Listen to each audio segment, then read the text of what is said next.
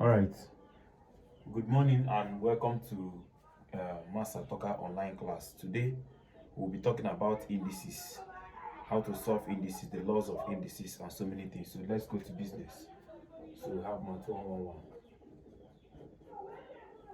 and our topic today is indices. Now, if I have a raised to the power m, now what do you call this one? This one is called the power. It's called the power. You can call it the index, or you call it exponential. Sometimes it can work as degree. We call it degree sometimes. Okay. So why this one is called the base? This is the base. Okay. So that's how you do it. If you have a raised to power m, you call it a raised to power m. If you have something like this, 3 raised to power 5. You see the way I call it 3 raised to power 5. So the next thing you need to know is the laws of indices. In solving indices, if you don't know the laws, there is nothing you can do in indices. So let's talk about the laws of indices. Okay, for the laws of indices,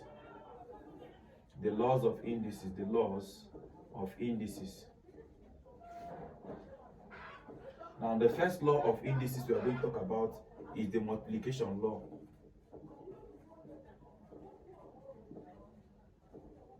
Which says that if I have a raised to power m times a raised to power n, okay, as far as the base are the same thing, what we do is just to add the power. So what we have, what a raised to power m plus n. An example to that is if I have 32, for instance, times 2 raised to power 3. How do you solve this? Please reduce this 32 to an index form. How do you reduce it? By sharing. We share this way, 32. Don't think about it, just share it like this. 2 can divide, have what? 16. 2 divide, have what? 8. 2 divide, have what? 4. 2 divide, have what? 2. 2 again, have what? 1. If you look at this thing I'm dividing, I'm dividing with 2. Okay, and how many are they? 1, 2, 3, 4, 5. So they are 5 in number. 2 raised to power 5. Instead of thinking about it, you do it this way. Then put down your times 2 raised to power 3. Now apply the law, which is 2 raised to power what? 5 plus 3. Okay, which will give you finally 2 raised to power 8. And 2 raised to power 8 means what? 2 times 2 times 2 times 2 into 8 times, and not 2 times 8. Okay, that's the first one. Now the second one we talk about, number 2, is the division law. The division law. Now for the division law said, if I have a raised to power m divided by a raised to power n, it can be in this form or in this form, a raised to power m over a raised to power n. Please always start with the first one when you want to subtract. In multiplication, if you have multiplication, I will add the power, but in division, I will subtract. So I'll have a raised to power m minus n. Please don't start from the bigger one, start from the first one. Since this I'm having m, I'll start from here. I can never start from here because minus is powerful. And always start from the first one here. You can never start from here. So what if I have maybe let me say 3 raised to power 2 divided by, okay, divided by 81, for instance. Remember what you normally do: reduce this one to an index form by sharing. 81, 3 divided, I have what? 27. 3 divided, I have what? 9. 3 divided, I have what? 3. 3 divided, I have what? 1. So this is 3 raised to power 2 divided by 3 raised to power. How many are they? They are 4 in number. So what do we do? This is equal to 3 raised to power. Please, I'm not starting from the bigger one. I'm starting from the first one, which is what? 2 minus 4, which will give you what? 3 raised to power minus 2. So that is for division law. So let's go to the next law, number 3. Number 3. For number 3, I have a raised to power 0 is 1. Whenever you have something raised to power 0 is 1. Okay, as simple as that. So which means if I have 3y raised to power 0, for example, now if you rush, you say that this thing is something that is 1 because I have 3y raised to power 0. But you have to be very careful that this is 3 times y raised to power 0. Whenever two things are together, it means multiplication. 2 times a, 2a. So this thing means 3 times y raised to power 0. Then y raised to power 0 is what? 1, which will give you 3 times 1, which is what? 3. Okay, that is that. Now the next one, number 4. So, but if I have 3y like this, everything raised to power 0, you are not seeing that the 0 is now for everybody. So the answer to this one is just 1, like this. Okay, the next one, number 4. Number 4 said, if I have a raised to power 1, anything raised to power 1 is the same thing. And you can write anything standing alone as that thing raised to power 1. So which means an example is that if I have maybe 3 raised to power minus 2 times 3. So how do I do it? Let's solve it. It will be what? 3 raised to power minus 2 times, this 3 can now be written as what? 3 raised to power 1. So let's apply the law of multiplication that we did in the first law, which says 3 raised to power minus 2 plus 1, which is what? 3 raised to power minus 1, because minus 2 plus 1 is minus 1.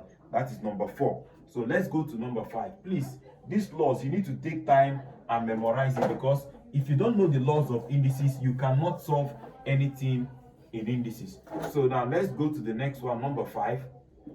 Okay, number 5 is negative power law. If I have a raised to power minus m, there is a negative in the power. Whenever you want to remove negative from the power, you do the reciprocal, the inverse, you turn it around. You know that 2 standing alone is different than saying 2 over 1. So this thing here is different than saying 2 raised to power minus m over 1. Are you getting it now? So that is why if I want to remove this minus, I will now turn it around, it will become 1 over 2 raised to power m. That is how they brought in that 1 over. You know, in your secondary school, they will tell you to remove minus, you do 1 over. So, but this is how to do it. But what if it's in a fraction form? For instance, I have, sorry, not 2 here. This is a, sorry. This is a, and this is a. Okay, so what if I have a over b? You see, they are in fraction form now. All raised to power, that minus m. What do? You don't need to put over 1 again. Just turn it around to become what? B over a. All raised to power what? M. I have removed the minus. The same thing, whenever you want to bring in minus, turn it around again, the same way. So there is a question that said 2 over 3 all raised to power m is equal to 81 over 16. Then I said we should find m. For instance, look at this. I have 2 over 3 all raised to power m is equal to, let me reduce this person. If I reduce this person, it becomes 3 raised to power 4. Like if you don't know it, do it the way we do it that time. We did it that time. So this is what? 2 raised to power 4. Now, they have 4 in common. I can factorize it to have 2 over 3 all raised to power m is equal to what? 3 over 2 all raised to power what? 4. I have factorized it. But if you look at this thing now, they want to confuse you by saying this one is 2 over 3. Why this one is 3 over 2? So what do? If you want to turn it around, what do? You remember the minus now. You bring in minus. But because the reason they remove minus was because they turned it around. So to bring in back that minus, you do what? 2 over 3 all raised to power m is equal to what? The same 2 over 3 all raised to power what now? Don't forget, since I have turned it around, I will bring in my minus 4. So this taking care of this, I have that what? M is equal to minus 4. And that is that. So remember that whenever you want to remove minus from the power, from the index, you do what? You turn it around. You do the reciprocal. That is number 5. Now let's go to number 6. For number 6, I have the power law. Number 6, the power law. If I have a raised to power m, all raised to power n, this way, okay? Remember that in mathematics, that bracket means times. So if bracket means times, this will be what? A raised to power m times n, which is what? A raised to power mn. As simple as that. So whenever you have anything raised to power this and raised to power this again, you have to just multiply it. So what do I mean by that? Maybe I have 81 raised to power 1 over 2. For instance, 81 raised to power 1 over 2. What do? Let me break 81 down. If I break 81 down, it will be what? 3 raised to power 4. Now, I will not throw away the 1 over 2. Rather, I put it in bracket 1 over 2. Then remember that bracket means times. So which is what? 3 raised to power 4 times that 1 over 2. Now, to take care of this, I have 2. So my answer finally becomes 3 raised to power 2. And 3 raised to power 2 does not mean 3 times 2. but 3 times 3, which is what? 9. As simple as that. So the next one, we'll still solve more questions. I'm just giving you simple examples to the law. Once you are done with the laws, we start solving some questions. So the next one I'm going to talk is number 7. You see, all these laws are coming from my head, so you have to memorize it so that it will be in your own head as well.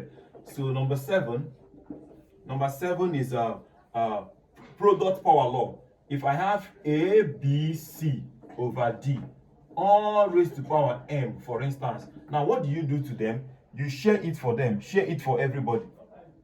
Share it for everybody. I have what? A raised to power m times B raised to power m times C raised to power m, all over what? D raised to power m. I see that I shared it for everybody. That is the same thing we did when we are solving that question before. And it's as good as if all of them have the same power, that you can bring them to one bracket and put the power outside. You factorize it. So this is how this law is. So which means if I have maybe 8b squared all over a raised to power 4, then everything should be raised to power maybe 1 over 4, something like this. Now what do? We share it for everybody. So I have 8 raised to power, okay, let me use 1 over 3 here. 8 raised to power 1 over 3, okay, b squared, then raised to power 1 over 3. Let me put my times. All over a raised to power 4, then raised to power what? 1 over 3. So I've shared it for everybody. But don't forget that you can reduce 8. If I reduce 8, 8 becomes 2 raised to power what? 3. Then bracket 1 over 3 times b squared bracket 1 over 3 all over a4 bracket what? 1 over 3. So what do? This can cancel this, because when they multiply, they cancel each other. So what I have there is what? 2 raised to power 1. But this cannot cancel, so I say 2 times 1. We have what? Times b raised to power 2 over 3. Then all over a raised to power what? 4 over 3. So, and my answer becomes 2b raised to power 2 over 3 all over a raised to power 4 over 3. Something like this. Okay. Now the next law, which is number 8. The next law, which is number 8, is fractional power law, number 8. Fractional power law, when you have that a raised to power m over n. Okay, the power is now in fraction form. So what do? You share it for them. Remember that you must put the square root. If I put the square root, the one that has the square root is the denominator. So it stays outside, nth root. Then I have a raised to power m, like this. But that is not what I want you to know. What I want you to know here is that square root of a means a raised to power 1 over 2, like this. It's only square root that we don't put the sign, the thing outside here. So if I have a cube root of a means what? A raised to power 1 over 3. Fifth root of m means what? M raised to power what? 1 over 5, sorry. So which means n root of a means what? A raised to power what? 1 over what? N. So which means, let's talk about this. Nth root of a raised to power m means what? A raised to power m, then raised to power what? 1 over n, like I taught you. So if you multiply these two things, you will now have that what? A raised to power m over n. You see how we got this particular thing. So let me give you an example to that, so you understand what I am saying. Okay. So there is a question that said, find the fourth root. Find the fourth root of 16 a raised to power 8 all over b raised to power minus 4. Something like this. I have this. So what do we do now? The first thing we do is to know that this is 16a raised to power 8 all over b raised to power minus 4. Everything should be raised to power what? Do you remember? Because it's outside, it will be what? 1 over. It will be 1 over 4, like this. So let me break 16 down. If I break 16 down, I have what? 16 is 2 raised to power 4. If you don't remember, do it the same way. Times a raised to power 8 all over b raised to power minus 4. Then everybody has raised to power 1 over 4. Can we now share it for them? If we share it for them, we have what? 2 raised to power 4 bracket 1 over 4 times a raised to power 8 bracket 1 over 4 all over b raised to power minus 4 bracket 1 over 4. So this times this, they can cancel out. This time this, if they cancel out, I'm having 2 here. Then this time this, they can cancel out. So my answer becomes 2 raised to power 1 is remaining here times a raised to power, what is remaining here is 2 all over b, what is remaining here is what? Minus 1. So the final answer becomes what? 2a squared over b raised to power minus 1. But if you remember that the reason this thing has minus here was because they brought it down. So if I want to bring it up, I will remove the minus. So the answer can still be what? 2a squared b without the minus. Do you remember the law? If you want it to come up, you put minus or you remove it. If you want to bring it down, you still put minus or you remove it. So this is the final answer to this question. I hope I'm not too fast. Okay, number what's now? Number 9. So let's talk about the number 9. Number 9 says that if a raised to power m is equal to b raised to power m, that will have that m take care of m, then a is equal to b. Okay, and sometimes, and if a raised to power m is equal to a raised to power n, that this take care of this, therefore we have that what? M is equal to n. We'll try to know if this happens everywhere. We'll try to know that, but at your level, let's just take it this way. Okay, now let me give you a question to that. A question said, an example, if I have that 2 raised to power m is equal to maybe 16, they say find m. So what do? I have 2 raised to power m is equal to what? Reducing this one, you have 2 raised to power 4. So since the base are the same thing, they cancel out to have that. Therefore, the m I'm looking for is 4. Okay, so another example to that, the last example before we start solving some questions. The last example to that is if I have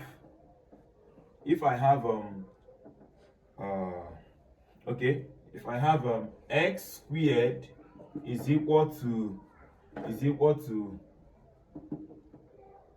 9, for instance, okay, but I'm asked to find x. I will see that x squared, okay, is equal to what? If you reduce this, I have what? 3 raised to power 2. So since I have to here, they cancel out. Therefore, I'm having that x is equal to what? 3.